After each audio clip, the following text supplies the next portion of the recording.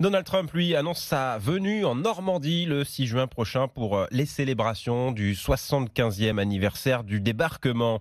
Theresa May est elle aussi invitée, évidemment, mais pour l'instant, c'est surtout le Brexit qui occupe l'agenda de la première ministre britannique, qui a de nouveau exhorté les députés à soutenir l'élaboration d'un compromis pour permettre au Royaume-Uni de quitter l'Union européenne avant les élections du mois prochain. Sortie redoutée particulièrement en Irlande, plus de 20 ans après la signature d'un accord de paix. Illustration dans la ville de Londonderry, ville frontière entre les deux Irlandes. Le reportage de nos envoyés spéciaux, Romain Poiseau et Rémi Inc. Chants révolutionnaires, fresques et slogans hostiles aux Britanniques dans le local du Saorad, jeune parti nationaliste irlandais catholique. On veut voir partir tous les Britanniques de l'Irlande.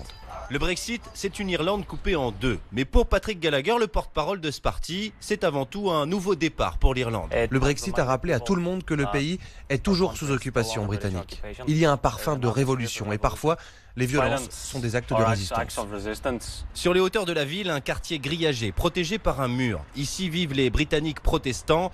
Jeannette Wark y a fondé un foyer pour créer du lien entre les deux communautés, mais elle a vu les tensions renaître avec le Brexit. Pour elle, ce mur n'est pas prêt de tomber. Non, je ne vois pas cela arriver dans le futur. Les gens ne sont pas encore prêts à voir le mur tomber. Ils se sentent probablement en sécurité de chaque côté. Une paix qui tient, difficilement et un peu grâce à l'Europe, pour David Finmore, historien.